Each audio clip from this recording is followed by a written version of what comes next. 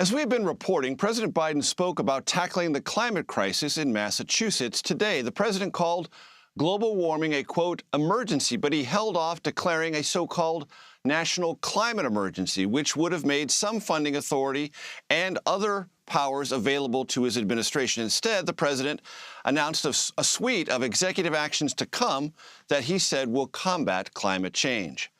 In the coming days, my administration will announce the executive actions we have developed to combat this emergency. We need to act. We just take a look around. Right now, 100 million Americans are under heat alert. 100 million Americans. For more on the heat alerts, the implications, and other climate science issues, I want to bring in Richard Spinrad. Richard is the administrator of the National Oceanic and Atmospheric Administration. Richard, NOAA produces a tremendous amount of data on all of these scientific atmospheric issues. It tracks heat. Talk to my audience about the implications of heat. As I understand it, it's the biggest killer of all weather-related phenomenon, and where we actually are in this particular summer of excessive heat. Yeah, that's right, Major. Heat is a real killer and a very serious consequence of climate change and impact on the whole American population. In fact, as we speak, 100 million Americans, a third of our population, is under a heat advisory.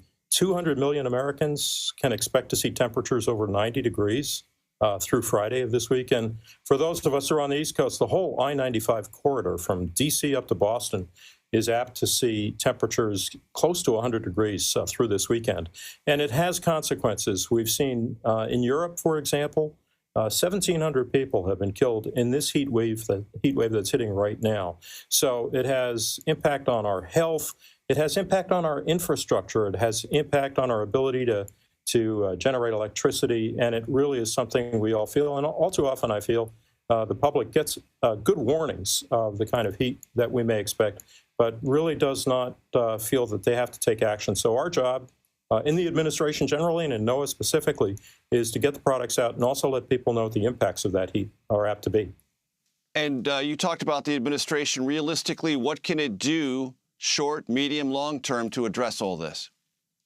There are a number of things that we can do. And in fact, the administration, since day one, when President Biden announced the climate crisis as one of our top areas of concern and an area of focus for the administration, we've been making investments. So, in fact, even today, we saw that FEMA has identified $2.3 billion to help communities be more resilient to the impacts of climate change, including heat. We also saw Health and Human Services provide additional guidance today for low-income families on what to do with heat impacts. And in our own agency, NOAA, we're taking a close look at how we can start building products around what we call the urban heat island effect and really identify those areas within our major cities where heat can be particularly a problem. Cities oftentimes can see temperature differences of 10 to 15 degrees Fahrenheit from other areas.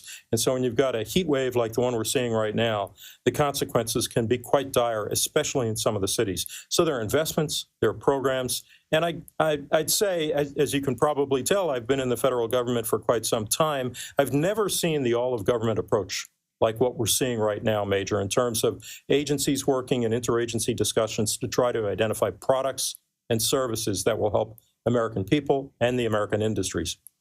Rick, as you well know, there's been lots of conversation, a few headlines on stories about will the president declare a national climate emergency, and if he did so, what powers would that give him that he doesn't currently possess? For our audience who doesn't really understand the intricacies of all that, what difference would it make if the president, this president or any president, were to declare a national climate emergency? So the president might make that announcement, but I think it's important for your audience to recognize we're moving out. The administration is making investments. We're building programs. You know, the president was a strong champion of the bipartisan infrastructure law, where we've seen billions of dollars start to be invested to give the American public the products they need, both to mitigate the impacts of climate change, but also to adapt and be more resilient to them. So I'm excited. I know the White House will be making additional announcements in weeks to come, and we're not waiting. We're moving out right now. We're engaging with the public, with users. We're building products and services as we speak. Rick, let's talk about some fossil fuel realities. Democratic governors in multiple states have recently instituted gas tax holidays to alleviate high prices. That would, in likelihood, increase consumption of gasoline because it'll be a little bit cheaper.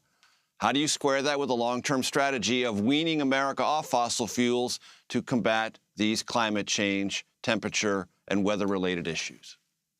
I think one of the most important things to recognize, and one of the things I'm proudest of in this administration, is that decisions, whether they be policy or program decisions, are predicated on the best science. And so my own agency, NOAA, is a science-based agency, and our job is going to be to look at the various policy options, answer the question of, if we do this, what will the consequences be? If the use of carbon-based fuels changes, what will happen to the climate? What will happen in terms of sea level rise, in terms of weather patterns? And we believe that if we can arm the policy decision makers with the best scientific information, we can make the kind of decisions you alluded to on a much more informed and better basis.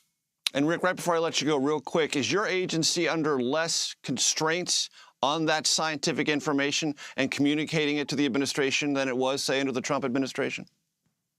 Our agency is working aggressively to develop a whole spectrum of products. And I think the challenge we've got is prioritizing where to build which products. And I would say that we've got extraordinary support at the highest levels in the administration to build those products, make the investments in research, and work with communities and industries to give them what they need. Rick Spinrad of NOAA, thanks so much for your time. Thank you.